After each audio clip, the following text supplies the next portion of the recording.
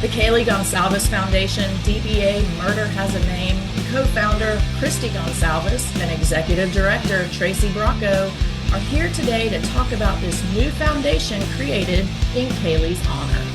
Kaylee is one of the 4 University of Idaho students who was tragically murdered in November 2022. We're going to discuss what made them create this foundation and what they hope to achieve to create part of Kaylee's legacy. Welcome to Strong Enough. I'm your host, Claudia King.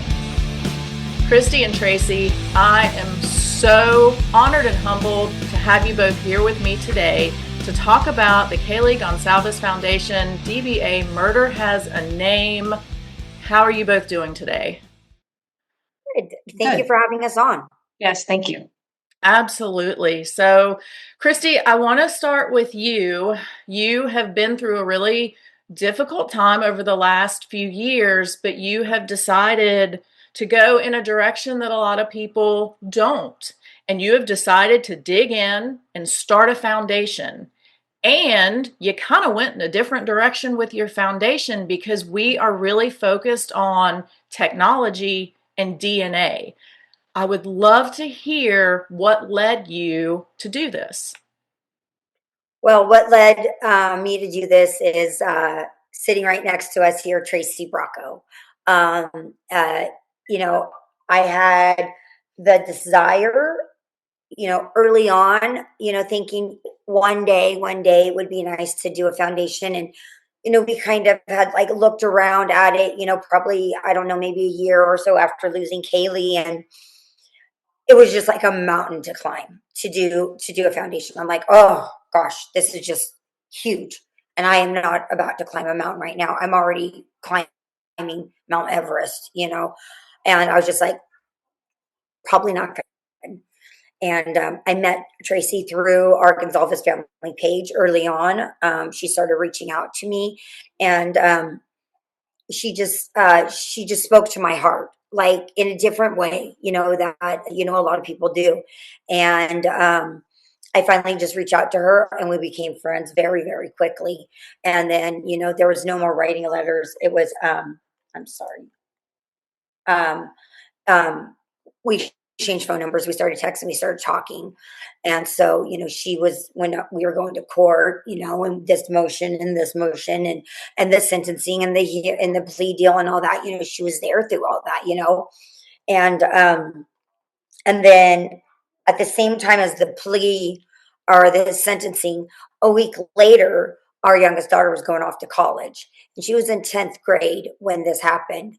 And those years just kind of passed us by. And then all of a sudden, I'm like, oh my gosh, Aubrey's going off to college.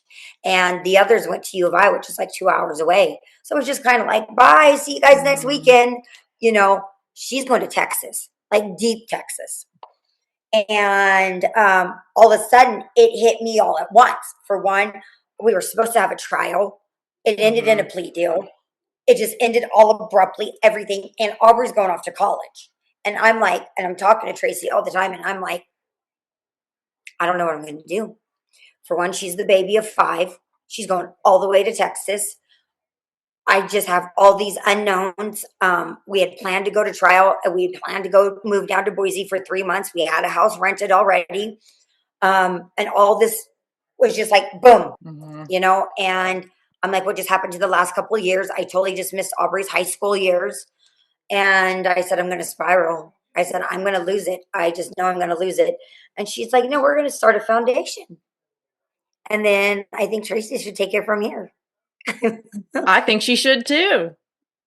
Like Kristi said, we just started communicating. Well, I was communicating with her, just sending her little things here and there that I was thinking of her, because like the rest of the world, this was the worst case. It really left me gobsmacked, which is hard to do considering my years in law enforcement, what I've seen. And I was just speechless. And I was speechless at how every day this family was getting up, taking their head off of the pillow and going forward, giving interviews, trying to find the truth, digging for their daughter, instead of just sitting back and trusting the justice system. They wanted to be involved in it as well, which is huge. It's huge. And the more I got to know Kristi, the more I was kind of shocked of how a lot of things were happening in the case that should not be happening. As you know, I was in law enforcement. I represent law enforcement. Even after I've been gone, I still represent law enforcement. And I was shocked because I know that's not how law enforcement is supposed to be. These are caring individuals. They want to solve your case. They want to help. They want to help the victims. And I was really surprised that they were not getting a lot of what they should have. So we just became very fast friends. And I thought, why not start a foundation? How difficult could it be? Little did I know. But like anything, you figure it out. And I thought together we can figure this out. There's no way somebody's going to say no. We just have to find the right doors to push open. I love that. And I want to talk for a minute about this fast friendship because, Tracie, you felt something, tugged at your heartstrings that made you really want to reach out to Kristi. Kristi, you probably had weirdos and normal people reaching out to you that you had to weed through. What was it about this person in Tracie that just made you feel like I can trust her? She is genuine. She's who I need to lean on. Well, she, like you said, there was a lot, and you're reading a lot. I mean, a lot. I mean, we'd get a stack of cards in the mail, but Tracie didn't go away. Tracie didn't just send one. Tracie would send weekly, and then she would send a little thing of flowers, thinking of you today. And it wouldn't be this long, long letter.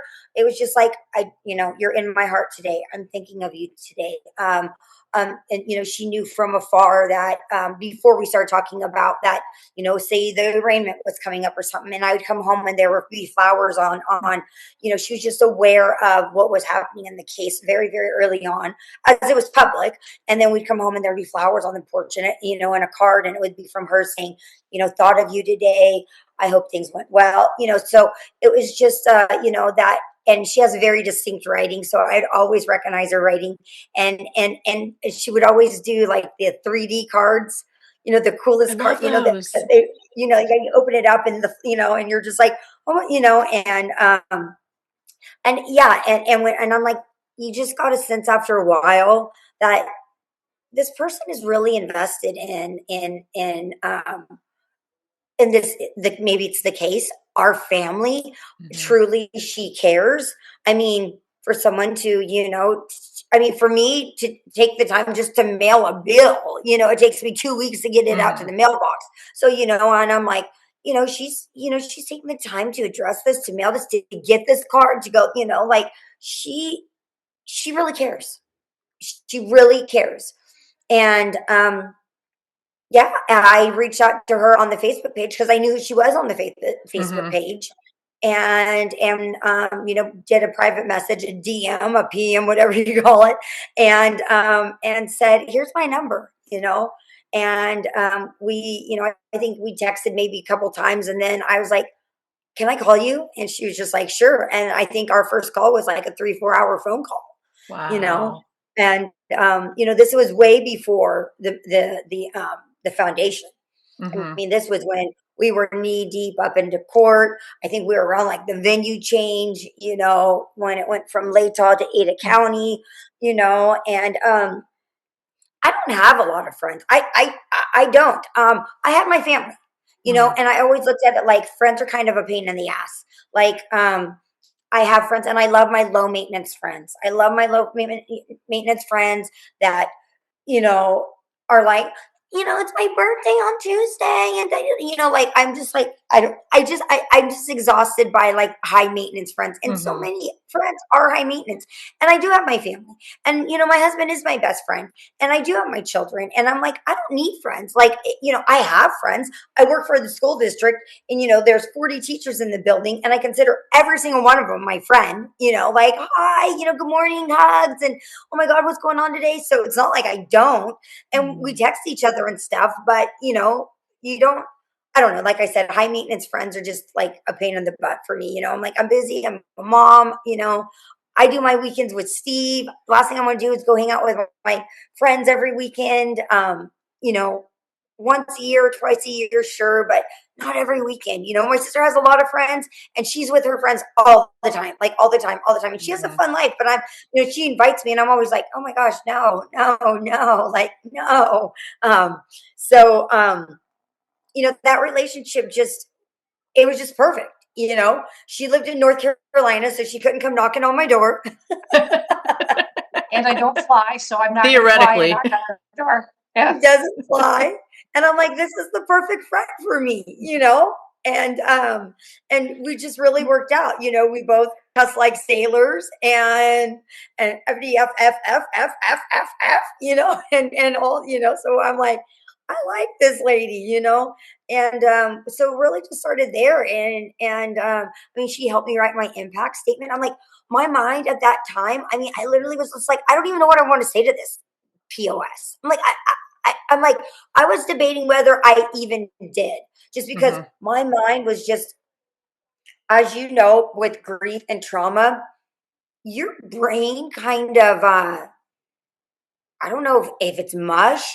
I don't know if it's just the over emotion, the overstimulation, because you feel, there is a sense of fear. I don't want to be like I'm afraid of them, but there's a sense that you're sitting in the room with this person, confusion, terror, sadness, helplessness, hopelessness. I mean, everything is out of your control, and you've just lost your daughter. And whether that was 3 years ago or at that time, it was closer, a year and a half, whatever.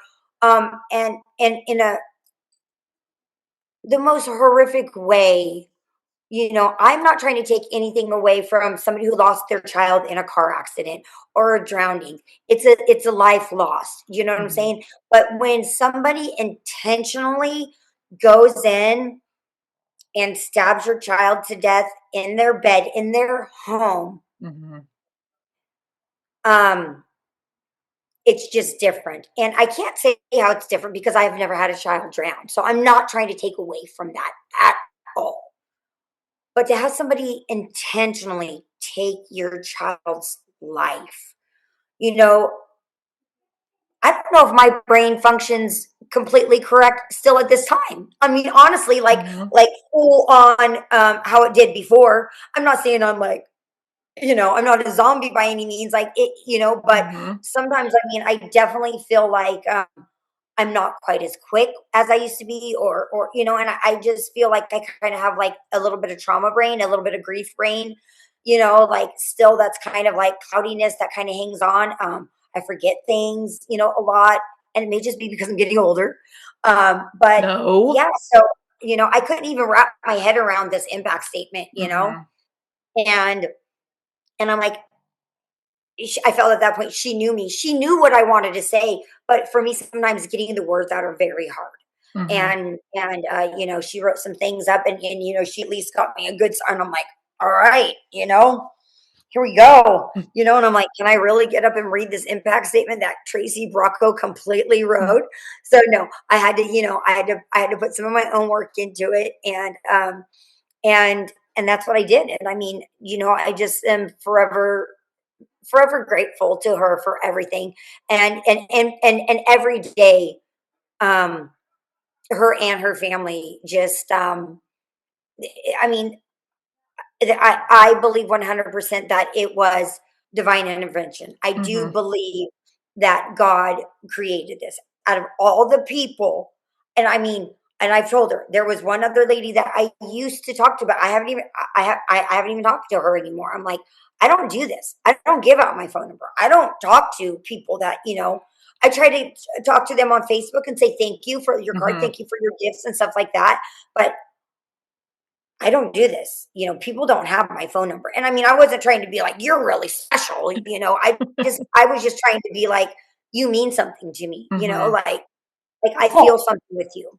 There was a pull there, definitely. There was something that you couldn't, I had recently just experienced a loss myself, my mother, who had been her and I since I was 6. So there was a reason why. And like I said, I don't know what it was. I mean, I've seen 1,000 cases, 1,000,000 cases. And there was something about Kaylee and something about this family. And I believe there was divine intervention in it 100%. I mean, Kristi and I have never even met in person. and we're getting all this done. Just, I mean, she's my morning coffee, and I don't even drink coffee. But if there goes a time lately where we've kind of relaxed and talking, or there's a free day or something, I feel like almost like I'm missing something. I'm missing my little friend in the morning. You know, I'm missing my little pick me up, and that's what she's become for me. They've all become that for me.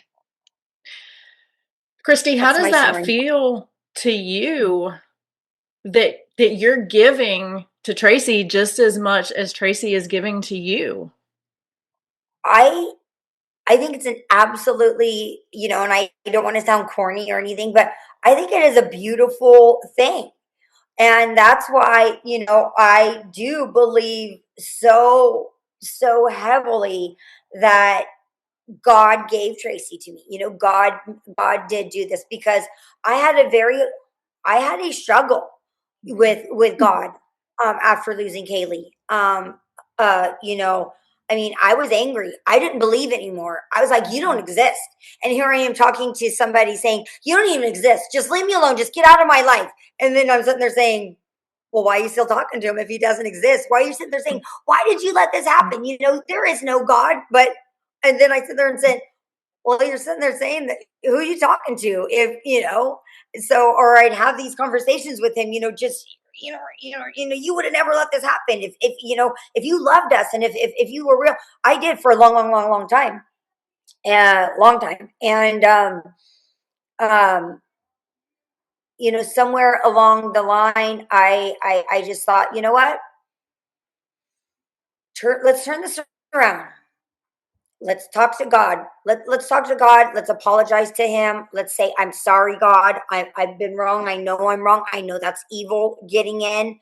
The enemy, and I hate to say his name, I just call him the enemy. The enemy wants me to feel this way. Mm-hmm. And I need you to change my heart. I need you to help me. I need your help. I need you. I need you. And I know you did not, this did not happen to Kaylee because of you. I know that there is evil on earth and there is free will. And that's just not how God works. So I started really praying heavily. And it was really funny because,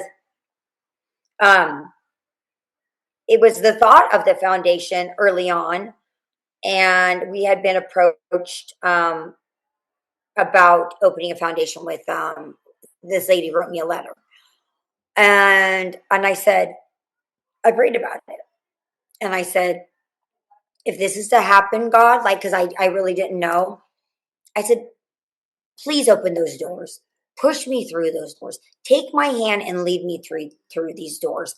I don't know what my next step is. I don't know what to do. So open doors that need to be opened, and then tell me too. You can't just open them for me. You need to say, "Go through the door, Kristi," and close the doors and slam them. Mm-hmm. This is not the door. I said, I need you to speak to me. I need you. I am begging. And it wasn't long after that Tracie came into my life.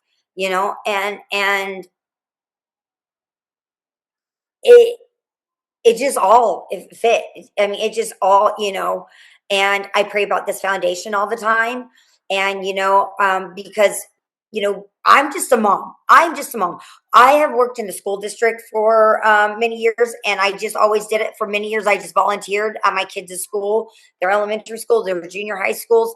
And then I eventually landed a position as, a para. So I was at a para. Then I wound up being the admin assistant at the junior high. And so I've always been kind of with the community and whatnot. And I don't have some crazy college, degrees or anything like that. I'm just a mom of 5 kids way up here in North Idaho, So I'm not trying to dumb myself down by any means, but, I didn't think that, I could do this or be this strong. And it's coming from somewhere, and I think it's pretty undeniable where it's coming from, and that's God. And so this foundation, every day I'm like, you know what, if we're supposed to go in this direction, again, please, open the doors, guide me. And like I said, I'm stubborn, and sometimes I don't get it. So that's why I'm like, sometimes you got to push me through the door, God, because opening the door, you're going, walk through the door, Kristi. And I'm like, do I walk through this one or do I shut this one? So you got to be real clear with me, God. And you know what? And I've just been giving it to God, and it is just, I feel like the foundation gets better and better and better every day. And, and some days we get in stumps and we're like, this isn't working. This is failing. And then the next day we're like, this is doing great. We launched on May 1st. We just have baby legs. We're just babies right now, and then the next day something big happens and we're like, watch out, world, because here we come, so, it's back and forth. But for the most part, I think we're right where we need to be. And we're on a 1-lane road. We're in 1 lane right now. And I do eventually think it's going to be a highway with 6 lanes. But right now, we're 1 lane, and that's where we're staying. I'm like, this is where we need to be. And when we expand, we will expand. But right now, it is just us. We have a great team of people, and we're just going to keep pushing forward right now as we are. And if it continues to expand, if we collaborate with others, if we do, we don't, I think that this is exactly where we need to be right now at this moment. So I love that you decided to focus on DNA for a lot of reasons. I mean, one, we know that genetic genealogy was what helped catch this individual and put him away. And had it not been for that, it might have taken much longer and been a much more difficult process. And we also know that DNA and genetic genealogy continues to evolve and has opened up so many doors on older cases. Everybody knows about the Golden State Killer. There's a bunch others, but that's kind of what people think about. Tracie, I would love to hear from you what you think the potential is for Murder Has a Name, and how many lives you think you can help and change, even just in this 1 lane of DNA and genetic genealogy. I think if we can get the word out to the public, I think people would be, number one, shocked about how many cases sit on shelves because they don't have the funding, it's egregious. I can't even imagine being the victim of a violent crime and not having the funding to test that and having to move on to the next case. As you know, law enforcement, they work tirelessly, and there should be funding at their fingertips for this. This should be the first line of defense always, not the last, not the second to last. It should be the first line of defense forever. I mean, so I do think we have the potential to reach thousands and thousands of cases, but it's just raising the awareness that is the problem right now. People need to upload that DNA to GenMatch and to these companies. And without these pools of DNA, it's going to be harder and harder to find these people. So as long as we have these gigantic pools to swim in and find them, people are going to get found. And there's going to be answers for victims and for families. I love that you said for victims and for families, because I think we often, when we think about crime, we think about a victim. Kaylee is a victim, but that's not true. You have a family, a community, a world of victims, of people that knew her and interacted with her. So I love that you said, everybody else that's involved. And I'm also glad you pointed out what the general public can do. And I'm here to say, as far as GenMatch goes, super easy. I did it like a month ago for reasons I'll share when we're done recording with you ladies. But I uploaded my DNA there. I did it on my phone because sometimes I hate opening my laptop. And it was super easy to do. It's free to do. If you've had, your DNA done with Ancestry or any of the other ones, 23andMe, it's free to throw in there and give law enforcement the opportunity to use that to trace potential issues and people and track them down and give other people answers that they deserve. Tracie, what else can the general public do to help you guys out right now? What's, other than loading their DNA, what's the biggest thing people can do? Well, they can donate, and I can definitely wholeheartedly say every single penny goes to that foundation. Kristi and I, nobody takes money. We don't take a salary. We do everything for free, and that way it will continue for the rest of my life in this. It will be for free. This crime was not limited to the Gonçalves family, to the Chapin family, to the Cornoodles, and to the Mogans. It was not limited to them. It could happen to any single one of us. They are out there right now. There's people plotting and planning. People are loving reading all these autopsy reports and all these things that happen and seeing the notoriety of these people. So they are out there. It can happen to you. A rape could happen to you. An assault could happen to you. And would you want your case sitting on a shelf somewhere? Would you want the funding? If it's $10, put $10 and be proud of yourself that that's putting $10 into helping somebody, the victim who may not be here anymore, or the victim's family who are waiting for those answers and for that perpetrator to be taken off the streets and put where he belongs. I have always said, because I've worked in a few nonprofits, that, I mean, obviously we want the $1 million donors, because who doesn't want the $1 million donors? Of course. But those people that give $1, it's like, you know, that dollar was hard to come by, and they really had to think about it to give you that dollar. And so I have so much respect for those people, you know, that give the smaller amounts, because the more of those that exist, you get the funding. How can law enforcement? My talk is not cheap. I have put in money to this. My friends, I have convinced my own friends. I have friends from first grade. I have called and said, listen, you need to do this. So I have put my money where my mouth is too. And I have donated, and I have got my friends and my family to donate, and decent size of money. You know, what I can do, I want to make sure this does not happen to my kids and my kids' kids. And I want to make sure that when I leave this earth, it's better for them than I left it. I love that, because you know, the world is a challenging place right now, and a lot of people are just trying to survive, you know, and just trying to make it. And to have you ladies here going above and beyond for other people is phenomenal. Kristi, I would love for you to talk for a minute about how that helps your healing and your process to do this for others in honor of Kaylee. So, I really, yes, Kaylee is a victim, and so is our family. But I hate being in those shoes. I hate being in the shoes of a victim, whether, it goes back to when we were raising our family and they were, crying because, their friend has these shoes and they don't have, they want those shoes, like quit being a victim, just quit.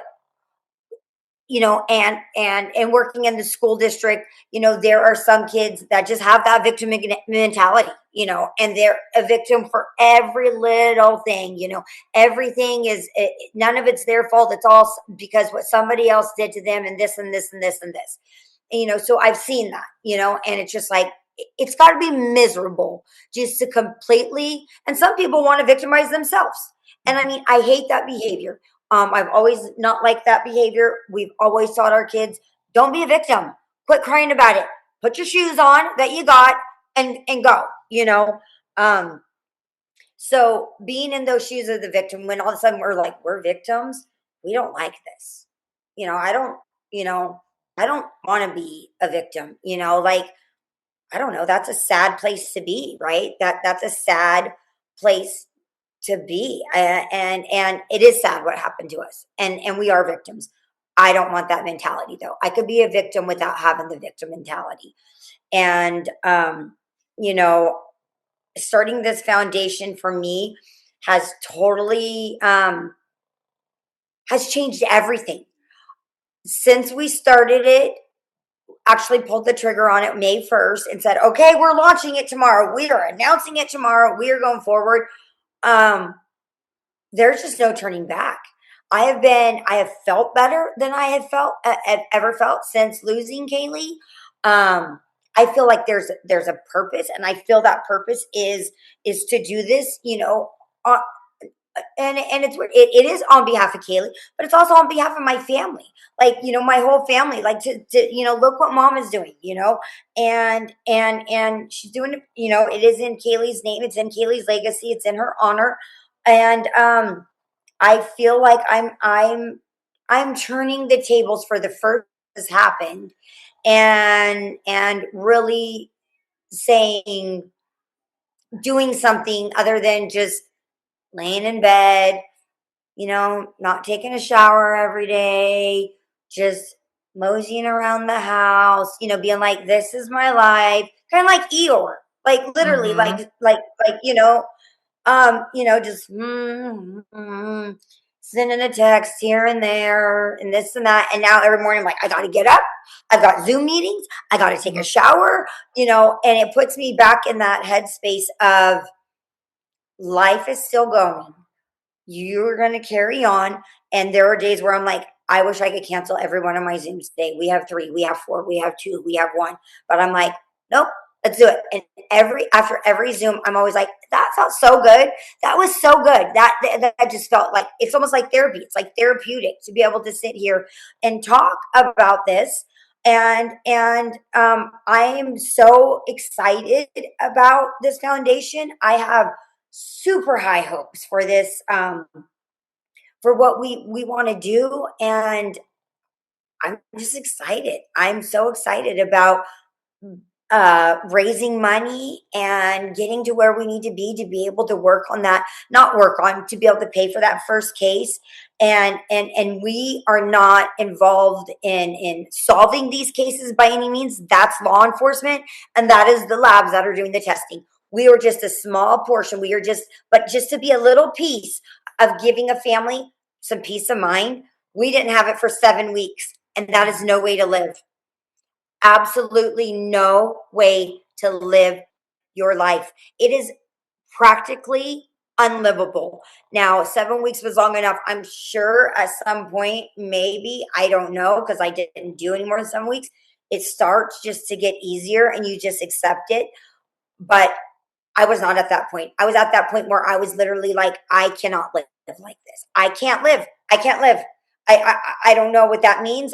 I don't know what's next, but I cannot live my life not knowing who did this to my child. Mm-hmm. So to know that there's families out there that have lived this way for years, their mom, their dad, their brother, they don't know.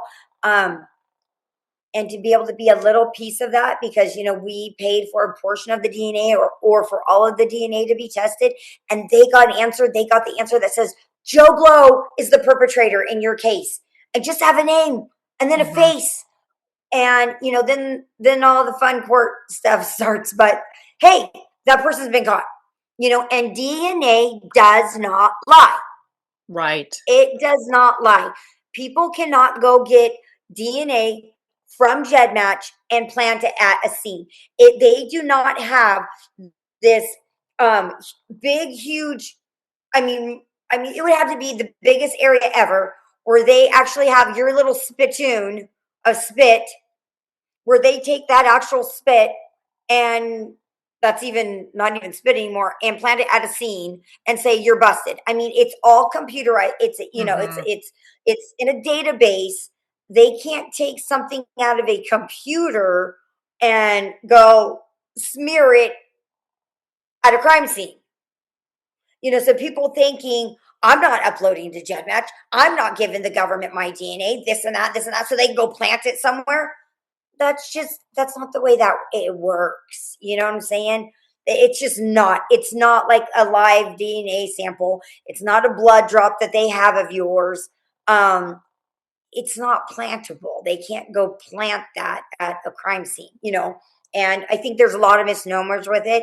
Mm-hmm. And I really want to dive deeper into that aspect of that to be able to be more convincing with my upload to GEDmatch conversations. I'm not a pro yet. I will be, because that is a huge goal of mine, to be able to just somebody that's like, absolutely not. I want to be able to have a conversation with you and convince you at the end of it, I'm doing this. I want to be able to be like, I'm convinced. She convinced me. I'm not there yet. But one day I will be able to convince some person that believes absolutely not, and be like, wow, Kristi convinced me and I'm going to do it. So I don't have think to it's work going to take you that long to get there because you're quite convincing and everything you said is accurate.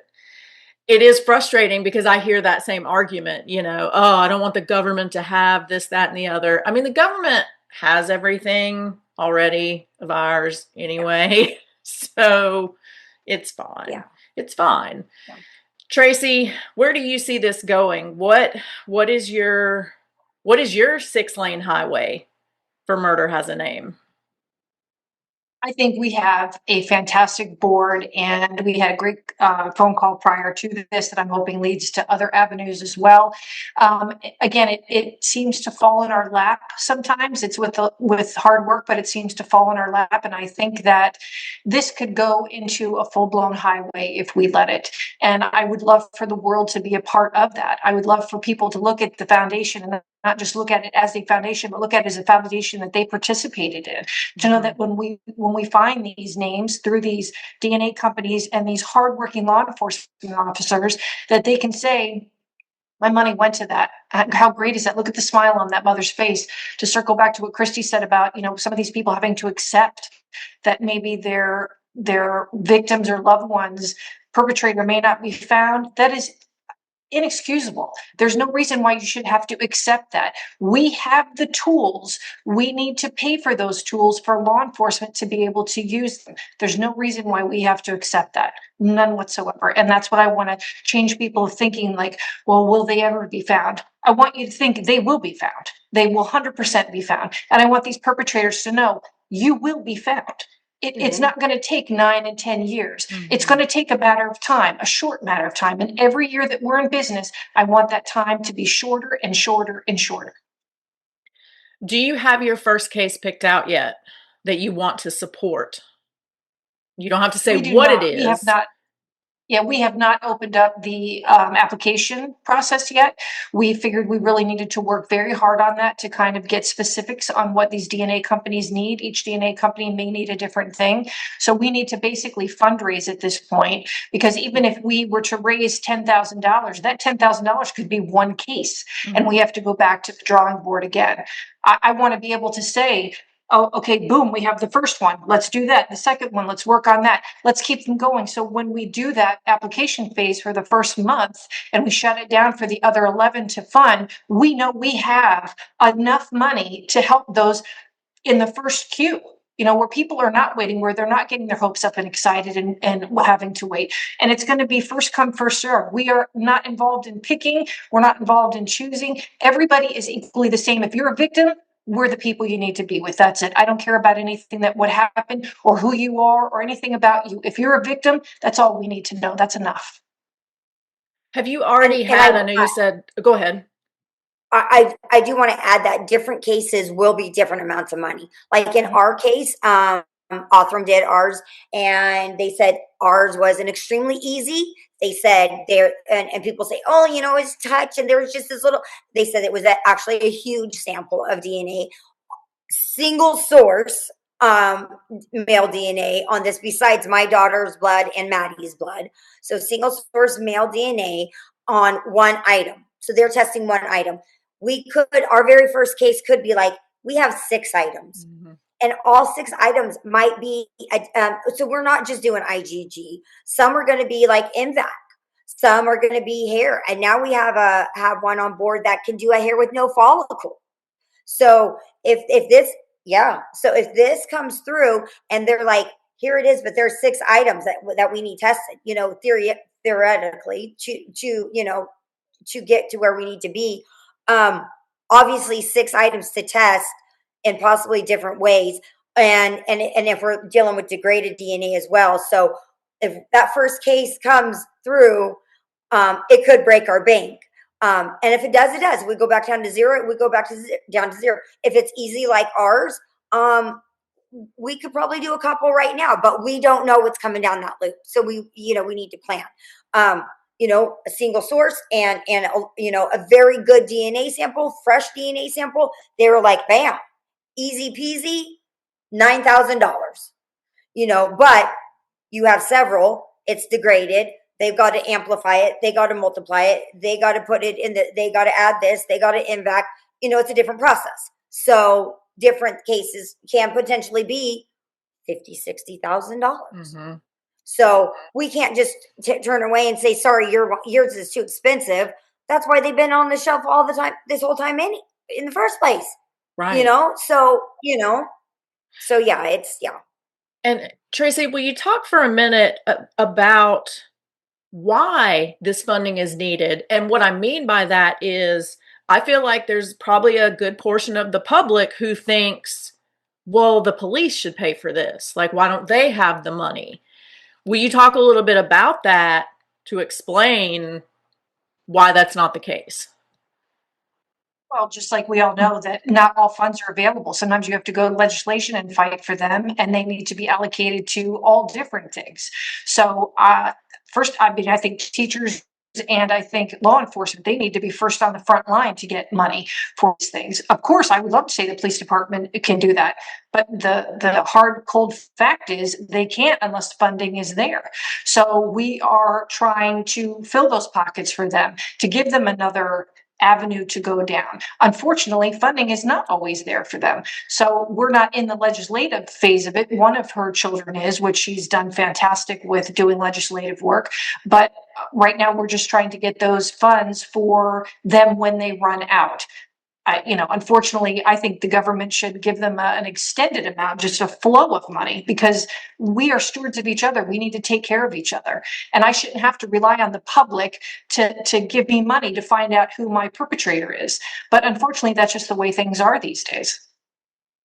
Yeah, and it is unfortunate, but I mean, look at the budgets everywhere, so Right. I want to make sure that the public Exactly. understands that's why this is so important. It would be great if every police department had an unlimited fund for crime Yes. investigation. Yes. And sadly, they don't. And And smaller departments sometimes are even worse off. Kristi, were you afraid that was going to happen with the case? absolutely.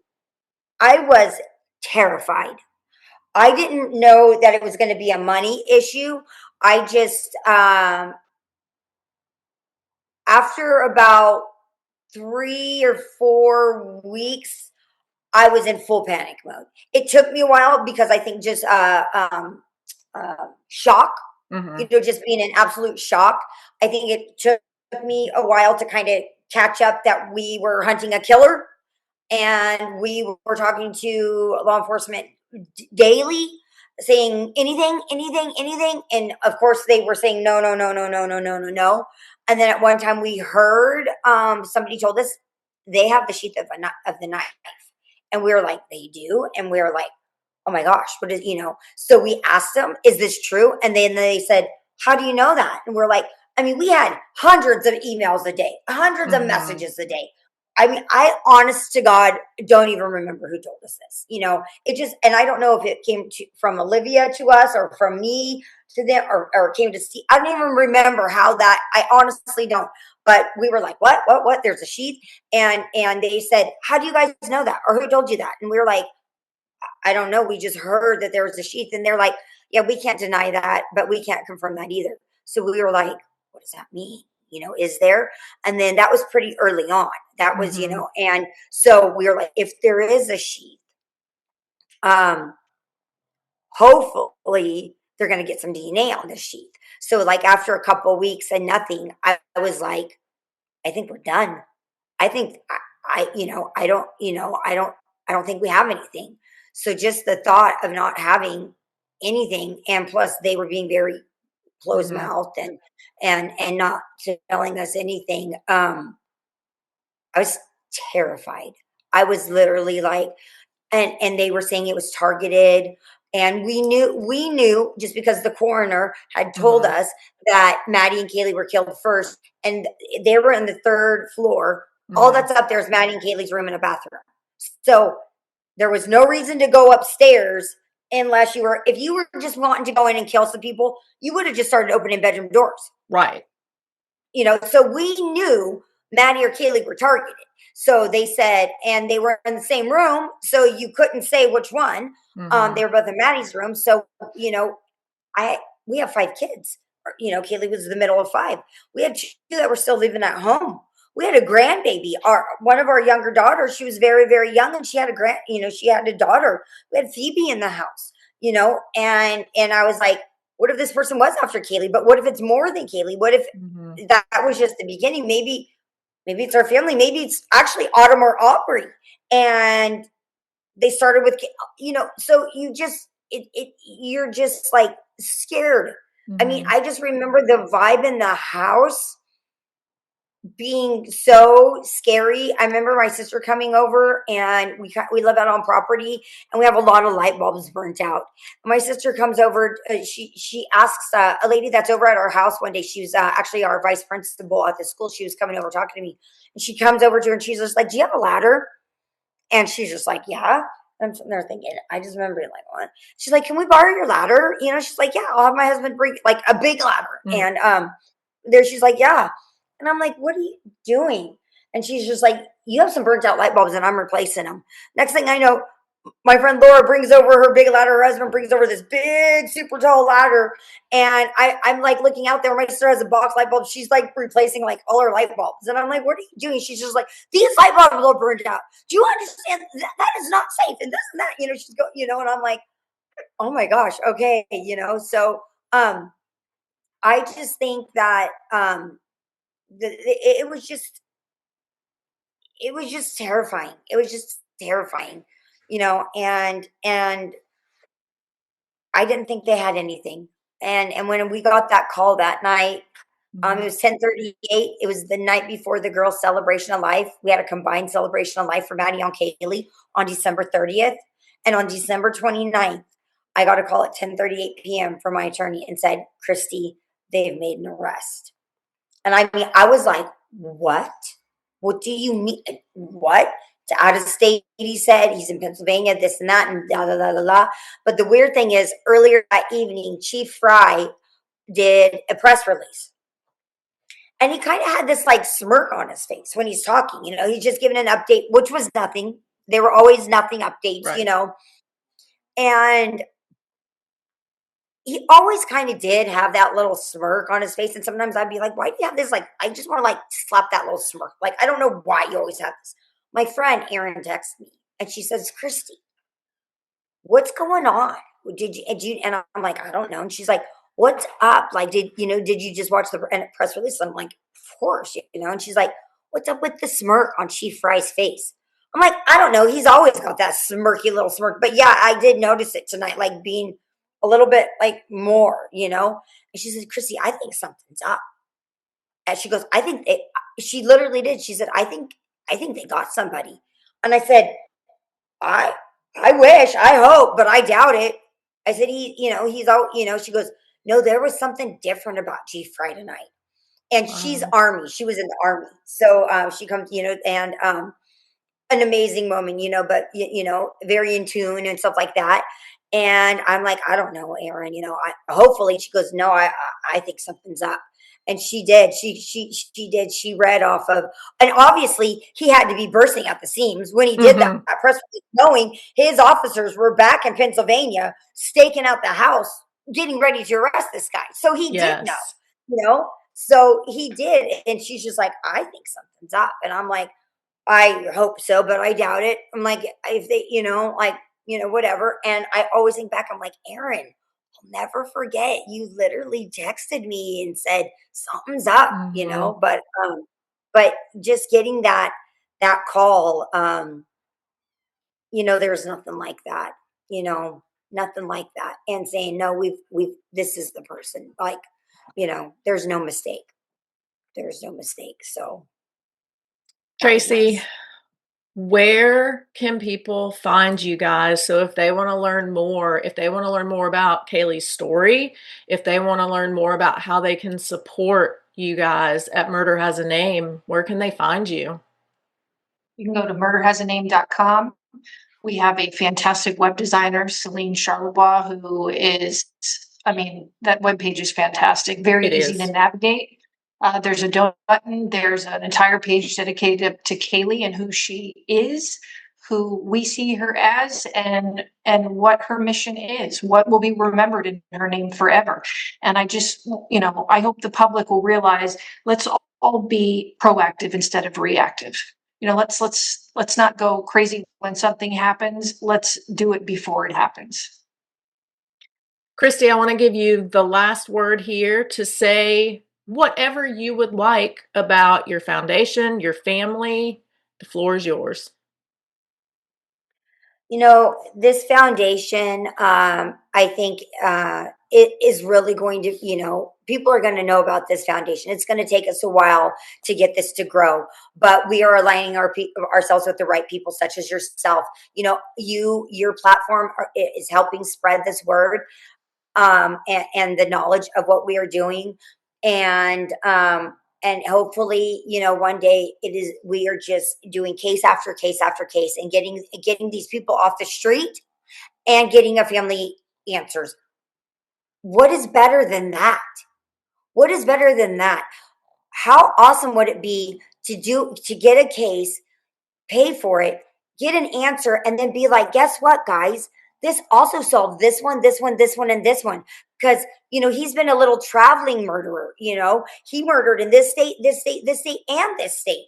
Or back in 2000s, he was robbing people in California. Then he wound up killing somebody in Texas. You know what I'm saying? A lot of times they can't connect a killer. Like a lot of times they say, I think this is the same person. We think this is the same person.